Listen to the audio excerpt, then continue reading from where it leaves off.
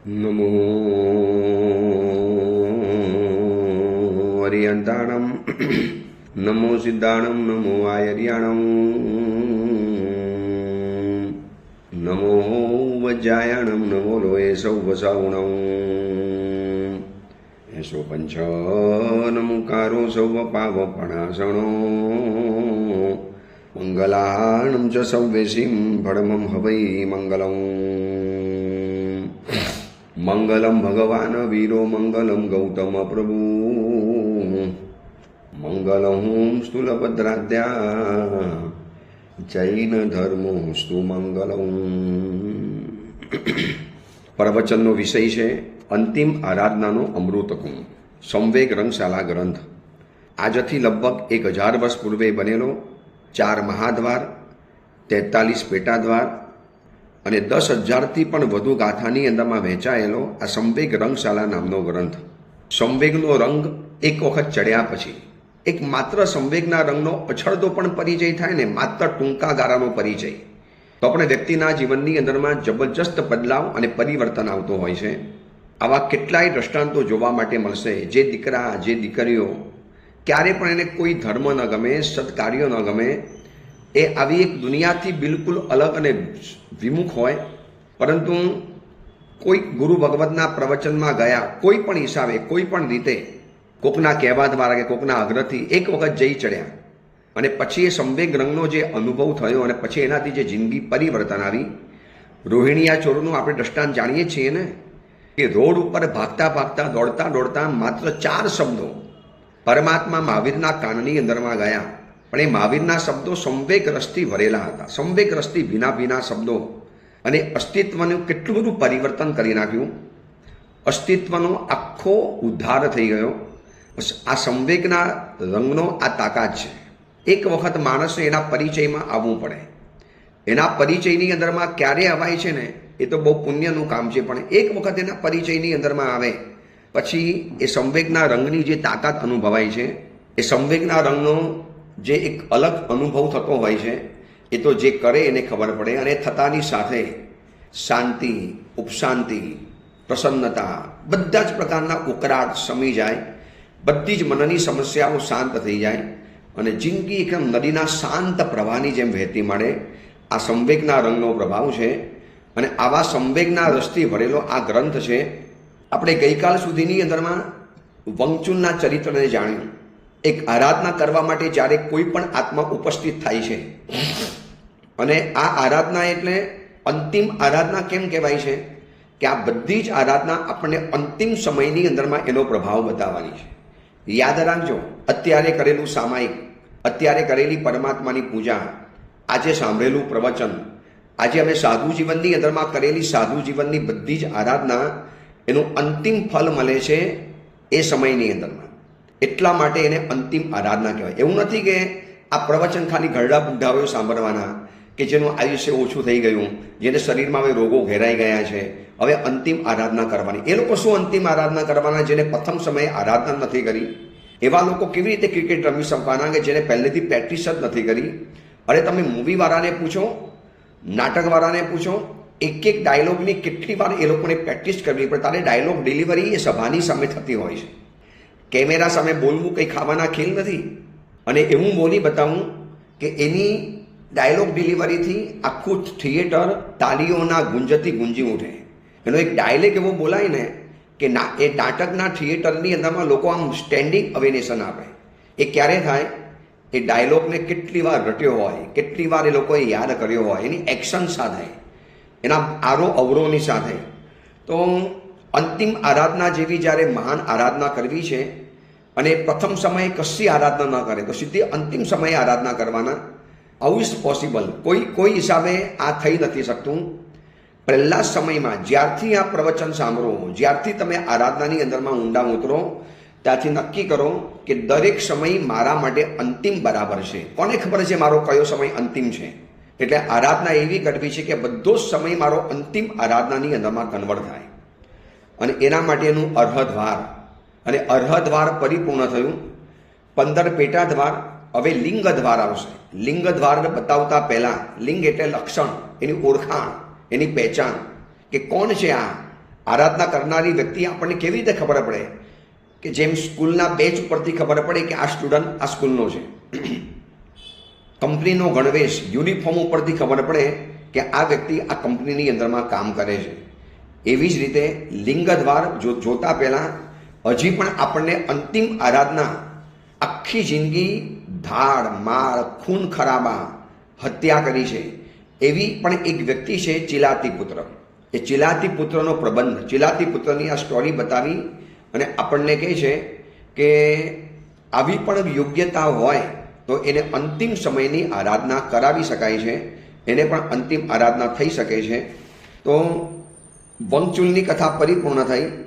હવે ભેગી આપણે ચિલાતી પુત્રની કથાને પણ જાણવી પડશે.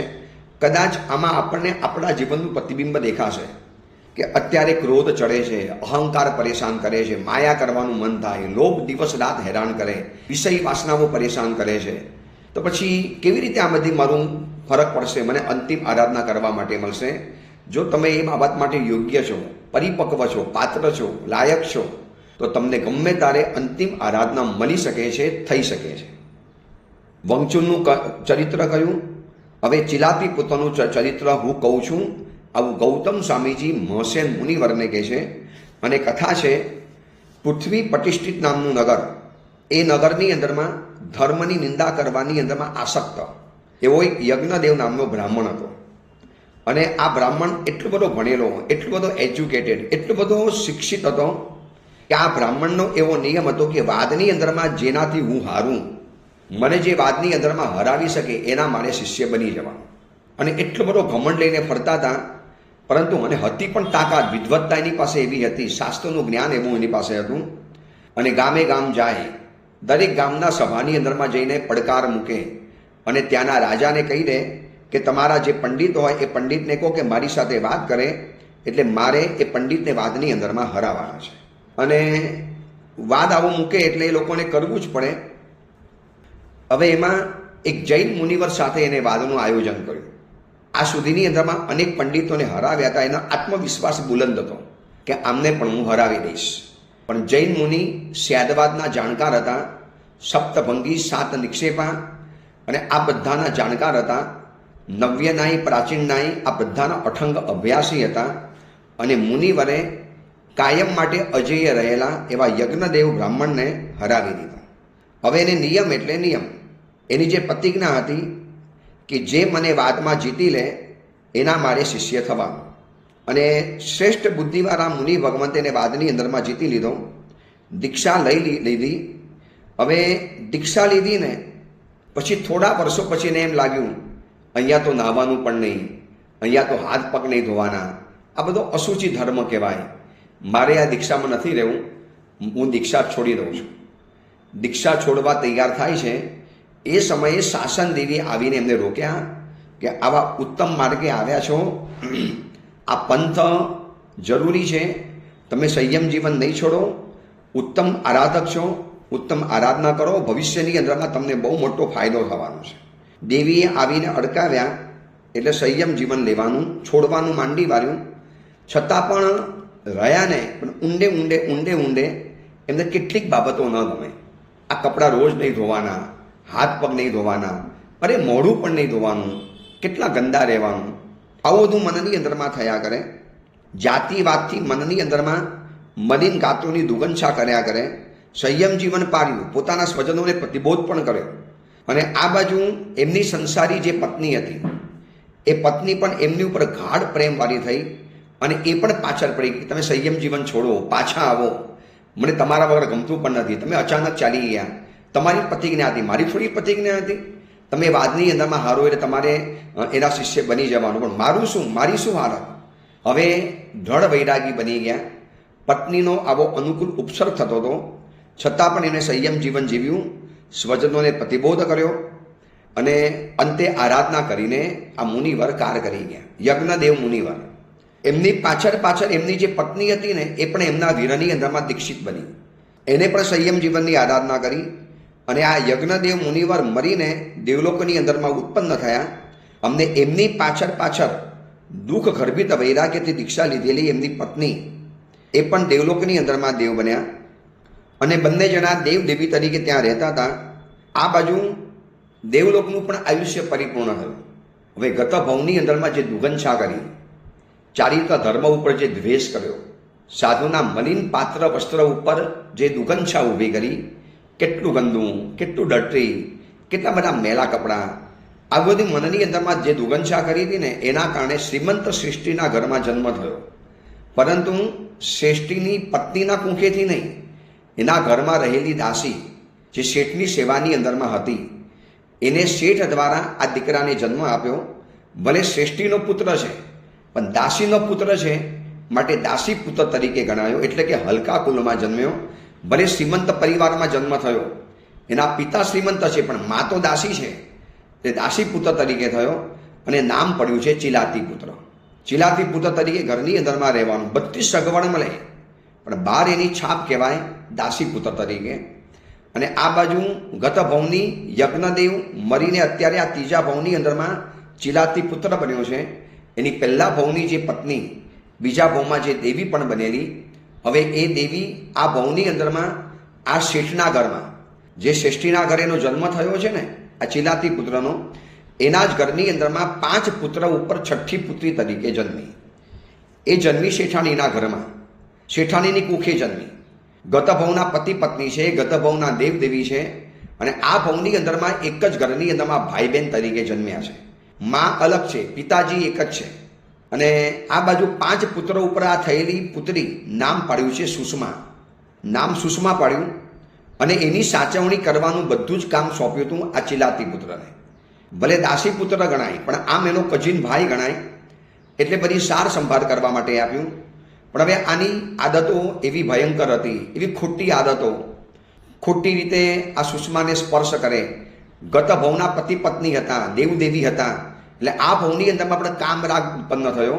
અને બંને જણાની આવી અશુભ ચેષ્ટાને જોયા પછી શેઠે અને બીજા પણ એની ધમાલ, એની મસ્તી, એની સ્વચ્છંદતા, આ બધું જોયા પછી શેઠે એને કાઢી મૂક્યો.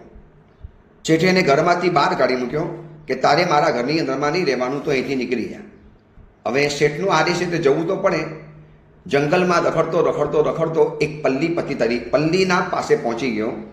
પલ્લીની અંદરમાં ગયો અને પોતાનું પરાક્રમ, પોતાની હોશિયારી, બુદ્ધિબળ, આના દ્વારા પલ્લીપતિને એટલો બધો ખુશ કર્યો, એને પલ્લીપતિનો એટલો બધો વિશ્વાસ સંપાદન કર્યો કે મરતા પહેલાં એ પલ્લીપતિએ આ ચિલાતી પુત્રને નવા પલ્લીપતિ તરીકે અભિષિક્ત કરી દીધો કે મારા મર્યા પછી આ પલ્લીનું સંચાલન તારે કરવાનું. હવે તો સાગરી તો મળી ગયા. પહેલેથી આદતો ખોટી તો હતી જ. મારધાડ કરવી, જૂઠું બોલવું, ખરાબ વર્તન કરવા, સ્વચ્છંદી સ્વભાવ, લૂંટફાટ કરવી. હવે તો છૂટો દોર મળી ગયો. એટલે એટલી મોટી પલ્લી બનાવી દીધી, એટલો મોટો વિસ્તાર કરી દીધો. અને પલ્લીપતિની જગ્યાની અંદરમાં એને એટલો મોટો કબજો જમાવી દીધો કે ગામ, નગર, પૂર, સાર્થવા આ બધાને એને લૂંટ્યા વગર રહ્યો નથી. બધી જગ્યાની અંદરમાં એને લૂંટફાટ ચલાવી. હવે એને એક દિવસ સુષમાની યાદ આવી. જોજો, ગત ભવનો પ્રેમ સંબંધ ચાલે છે. પહેલા ભવમાં પતિ પત્ની હતા, પછી દેવ દેવી બન્યા. એટલે એક દિવસ એને સુષમાની યાદ આવી. એટલે એને પોતાના પલ્લીના માણસોને ભેગા કરીને કીધું, જો આ નગરની અંદરમાં આપણે હલ્લો બોલાવવાનો છે. ત્યાં ધન નામના સાર્થવા છે, એના ઘરની અંદરમાં ચોરી કરવાની છે. તમારે ચોરી કરવાની. ચોરીમાં થયેલા બધા પૈસા આ વખતે તમારા. ખાલી સુષમા નામની જે કન્યા જે આવે ને એ મને આપી દેવાની. બાકી બધું ધન તમારું, બધું તમારે લઈ લેવાનું. સુષમા તમારે મને આપી દેવાની. જેના હાથમાં સુષમા આવે એને મને સોંપી દેવાની. બાકી સંપત્તિ તમારી અને સુષમા મારી. આવું ચોરોએ નક્કી કર્યું. રાજગુરુ નગરીની અંદરમાં રાતના આવ્યા, ખાતર પાડ્યું, ધન શ્રેષ્ઠીના ઘરની અંદરમાં ગયા, જબરજસ્ત લૂંટ ચલાવી. શેઠનું સમજો ને સર્વસ્વ ધન આ ચોરો ચોરી ગયા. સાથે સુષમાને પણ લઈ લીધી. આ બાજુ નગરની બહાર આવી સુષમા સોંપી દીધી ચિલાતી પુત્રને અને ધન લઈને ભાગે છે.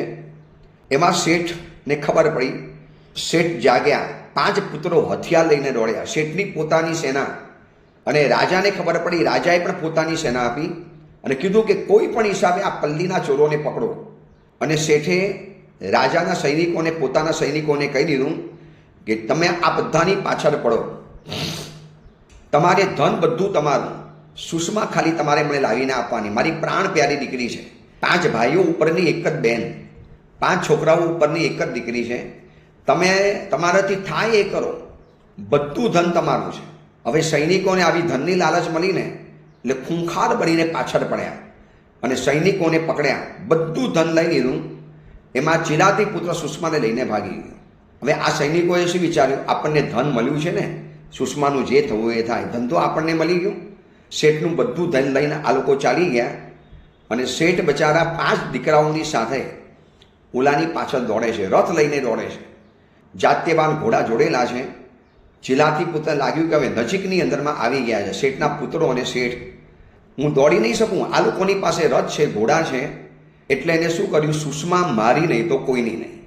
જોજો આ પોઝેસિવ ભાવ જોજો, સુષ્મા મારી નહીં તો કોઈની પણ નહીં થાય. એટલે ઓલા શેઠની સામે, એના 5 ભાઈઓની સામે એને સુષ્માનું ડોકું કાપી નાખ્યું, ધડ ફેંકી દીધું રસ્તાની અંદરમાં અને એકલી લોહી નીગળતું ડોકું લઈને રોડ ઉપર દોડે છે, જંગલની અંદરમાં દોડે છે. શેઠ આ જોઈને ભાંગી પડ્યા, તૂટી પડ્યા, સંપત્તિ પણ ગઈ અને સુષ્મા પણ ગઈ. શેઠ પાછા ફરી ગયા. હવે શું કરવાનું, સુષ્મા તો મરી ગઈ, ડોકું લઈને ચાલી ગયો છે, એના દેહની જે વિધિ કરવાની તે કરી લીધી. હવે આ બાજુ ચિલાતી પુત્ર પાગલ હાથીની જેમ દોડે છે, ભયંકર ક્રોધનો આવેશ, ભયંકર ગુસ્સાની અંદરમાં છે, એટલો ભયંકર ગુસ્સો છે કે બસ દુનિયાને ખતમ કરી નાખું, સુષ્મા મારી પણ ન થઈ તો કોઈની પણ નહીં. હવે એટલો ભયંકર કાર ચડ્યો છે. તમે વિચારજો, એક દ્રશ્યની કલ્પના કરો, એક હાથની અંદરમાં ખુલ્લી તલવાર, એક હાથની અંદરમાં લોહી નીકળતું મસ્તક છે, એના માથાના વાળ મસ્તકમાં પકડ્યા છે, નીચે લોહીના ટીપા પડે. જે સુષ્માને ચાહતો હતો, જે સુષ્માને પ્રેમ કરતો હતો, જેના માટે આટલું મોટું યુદ્ધ આરંભ્યું, એ સુષ્મા હાથમાંથી ચાલી ગઈ. એટલો ભયંકર ક્રોધ ચડ્યો છે. એમાં અટવીની અંદરમાં ભમે છે સુષ્માનું ડોકું લઈને. સુષ્મા ઉપરનો જબ ભયંકર પ્રેમ છે અને આ લઈને જ્યારે દોડે છે ને જંગલની અંદરમાં, દિવસોના દિવસો પસાર થયા, સુષ્માના ડોકાને નીચે મૂકવા તૈયાર નથી. આમ પ્રેમ પણ કરે છે અને આમ ગુસ્સાની અંદરમાં એનું ડોકું પણ કાપી નાખ્યું છે, લઈને ફર્યા કરે છે. એમાં રસ્તાની અંદરમાં એને એક મહાસત્વશાળી સાધુને કાવસક ધ્યાનની અંદરમાં જોયા. મુનિની શાંત અવસ્થા, પરમ શાંતિ ભર્યો ચહેરો, આજુબાજુની વાતાવરણ પણ જાણે કે થંભી ગયું છે. આ જોયા પછી મુનિ ભગવતની પાસે જઈને રાડા રાડ કરે છે, મુનિ ભગવાન મને બતાવો કે જીવનમાં શાંતિ કેવી રીતે મળે, મને સંક્ષેપમાં ધર્મ સમજાવો, મને શાંતિથી ધર્મ સમજાવો, હું કંટાળી ગયો છું. આ મારી સુષ્મા પણ ચાલી ગઈ, મારા સાગરીતો પણ પૈસા લઈને ભાગી ગયા, મારી પલ્લી પણ હવે રાજાએ કબજામાં લઈ લીધી, હું બધી જગ્યાએથી રહી ગયો, ન સુષ્મા મરી, ના મારી પલ્લી ગઈ, ન પૈસા મળ્યા, મારા સાગરીતો ગયા, મને ધર્મ સમજાવો, શાંતિ સમજાવો, શાંતિ ક્યાંથી મળે. ભયંકર ઉકળાટ છે, ક્રોધની અંદરમાં આંખના અંગારા દેખાય છે, શાંતિની તલાશની અંદરમાં અશાંતિમાં ઝઝૂમે છે.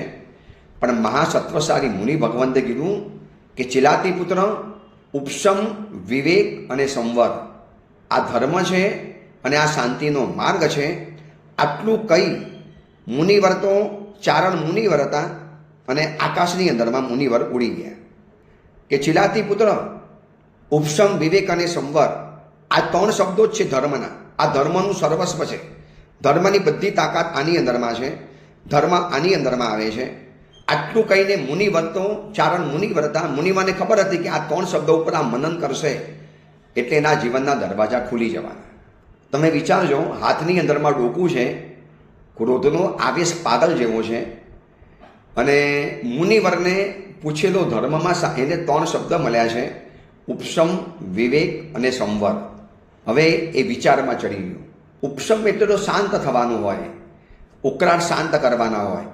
મારી અવસ્થા તો અત્યારે ભયંકર ઉકળાટ ભરેલી છે, મારી પાસે ઉપશમ જ ક્યાં છે? હું ધર્મ પામવા માટે નીકળ્યો છું તો મારે સૌથી પહેલાં તો શાંત થવું પડે. ઇન્દ્રિયોની વૃત્તિઓને શાંત કરવાની, મનને શાંત કરવાનું, મારા અંતરને શાંત કરવાનું, મારા અસ્તિત્વને શાંત કરવાનું. હું તો કેટલો બધો ઉકળાટથી ભરેલો છું. આ વિચાર્યું, એના હાથની અંદરમાં ખડક દેખાયું, ખડક ફેંકી દીધું. હાથની અંદરમાં થીજી ગયેલું મસ્તક છે, લોહી થીજી ગયેલું.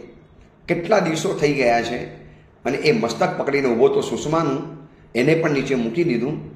હવે લાગે છે કે ઉપશમનો અનુભવ થયો. મુનિવરે સાચું કીધેલું, ઉપશમ છે ત્યાં ધર્મ છે. ધર્મની પ્રથમ શરૂઆત થાય છે ઉપશમ ભાવથી. શાંત થાવ, એકદમ મનને શાંત કરો, હૃદયને શાંત કરો, હૃદયના ભાવને શાંત કરો, એના ઉકળાટોને શાંત કરો. આ મુનિવરે પહેલાં ઉપશમ બતાવ્યો, પછી બીજા નંબર બતાવ્યું છે વિવેક. ભાઈ ઉપશમ તો આવી ગયો, હવે વિવેક પણ મારે લાવવો પડશે. વિનય અને વિવેકમાં તફાવત આપણે આગળ પણ જોયો હતો. સારું કરવા માટે વિનય જોઈએ, ખરાબ છોડવા માટે વિવેક જોઈએ. મારે આ બધું હવે છોડવું પડશે, મારે આખો સંસાર છોડવો પડે જો મારે સાચો ધર્મ જીવનની અંદરમાં અપનાવવો હોય તો. એટલે ઉપશમ શબ્દથી ક્રોધ વગેરેનો ત્યાગ કરવો પડે. હવે ક્રોધ કરવાથી હું ક્રોધી છું તો મારામાં ઉપશમ ક્યાંથી ઘટવાનો? અને વિવેક પણ છે ને ધન સ્વજનનો ત્યાગ કર્યા વગર નહીં ચાલે. તો મારે હવે ખડક પણ છોડી દેવાનું, આના માથાને પણ છોડી દેવાનું, મારે સુષમાને પણ છોડી દેવાની, મારે બધું જ છોડી દેવું પડશે. તો જ મારા જીવનની અંદરમાં વિવેક આવશે. પકડવાનું કામ વિનય કરાવે છે, છોડાવવાનું કામ વિવેક કરાવે છે. મારી અંદરમાં વિવેક હશે તો મને નકામી ચીજ મારાથી આપોઆપ છૂટી જવાની, હાથમાંથી નીકળી જવાની કે ભાઈ હવે આ બધી ચીજો નકામી છે તો મારા માટે મારે એને છોડી દેવી પડે. હવે ઉપશમમાં આવ્યો, વિવેકની અંદરમાં આવ્યો. હવે ચિલાતી પુત્ર કહે છે કે મુનિએ 3 શબ્દ કીધા હતા, ઉપશમ, વિવેક અને સંવર. સંવર એટલે આ 5 ઇન્દ્રિયોનો નિગ્રહ કરવાનો, 5 ઇન્દ્રિયોને રોકવાની, 5 ઇન્દ્રિયો ઉપર મારે કંટ્રોલ કરવાનો, 5 ઇન્દ્રિયોના ઘોડાને મારે નાથવાના, 5 ઇન્દ્રિયો જે ખોટા માર્ગે જાય છે મારે એની ઉપર લગામ કરવાની. હવે આ બધું વિચારતા વિચારતા વિચારતા તલવાર પણ છોડી, મસ્તક પણ છોડી દીધું અને ત્યાંને ત્યાં ઉપશમ રસમાં બેસીને નાસાગ્ર દ્રષ્ટિ મૂકીને, નાક ઉપર દ્રષ્ટિ મૂકી અને સંવર અવસ્થાની અંદરમાં આવી. સંવર એટલે સામાયિક, સંવર એટલે સાવધ્ય કાર્યનો ત્યાગ. હવે બન્યું એવું છે કે આખું શરીર લોહીથી લિપ્ત હતું. સુષમાનું જ્યારે ડોકું કાપ્યું અને એના શરીરમાંથી જે લોહીના ફુવારા ઉડ્યા એ આખા શરીર ઉપર, વસ્ત્ર ઉપર લાગેલા હતા. હાથ, પગ, મોઢું બધું જ લોહીથી ખરડાયેલું હતું. અને એ જ અવસ્થાની અંદરમાં ધ્યાન કરવા માટે બેસી ગયો છે. ઉપશાંત બનવું છે, મારે વિવેકી બનવું છે, મારે સર્વ સાવધ્યનો ત્યાગ કરી, સર્વ સામાયિકના પચકાણ કરી અને મારે સંવરની અંદરમાં આવવું છે.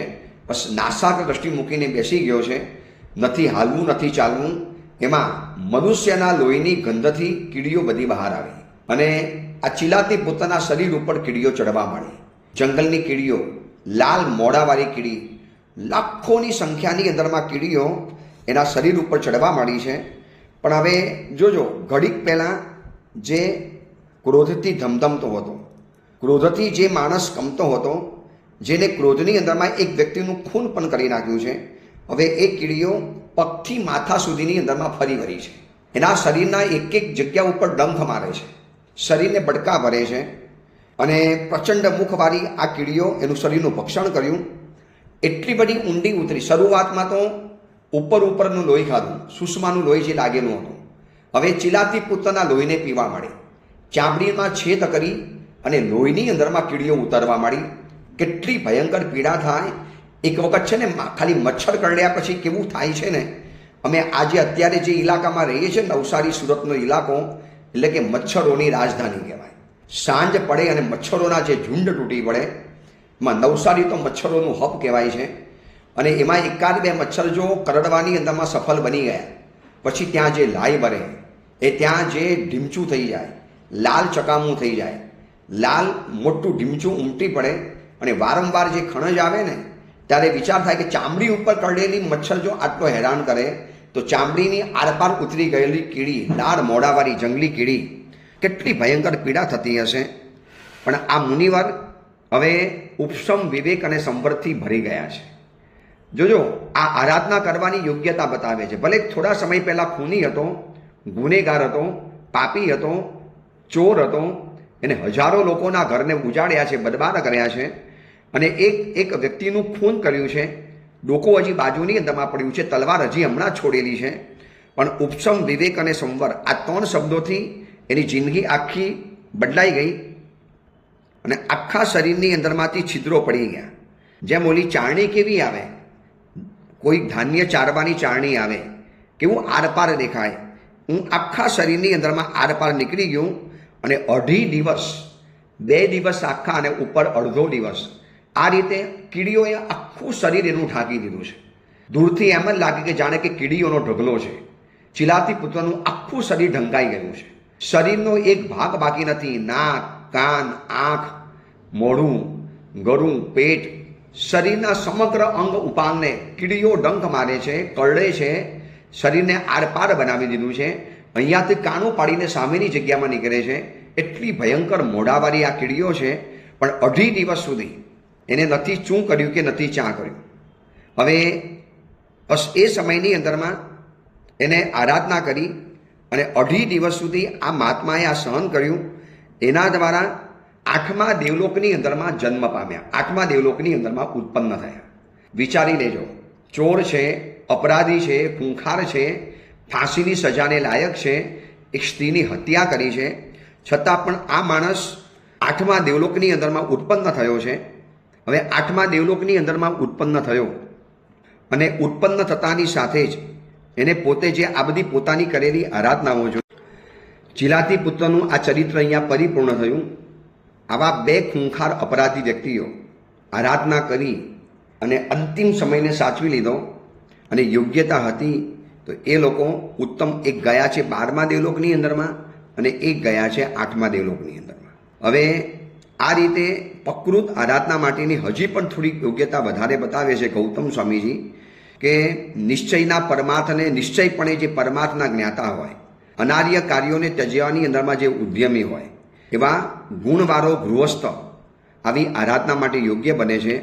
સમ્યક દર્શન જેનું મૂળ છે 5 અનુવ્રતથી યુક્ત, 3 ગુણવ્રત, 4 શિક્ષાવ્રત, 12 આવો જે સાવક જે ધર્મ છે ને, અનુવ્રત, ગુણવ્રત અને શિક્ષાવ્રત, અને સાવકની જેને 11 પ્રતિમાને વહન કરી હોય, આવી બધી જેને પૂર્વ તૈયારીઓ કરી લીધી હોય, શુદ્ધ પરિણામવાળો સાવક જીનાજ્ઞાને અનુસાર અંતિમ કાલે આરાધના કરે છે.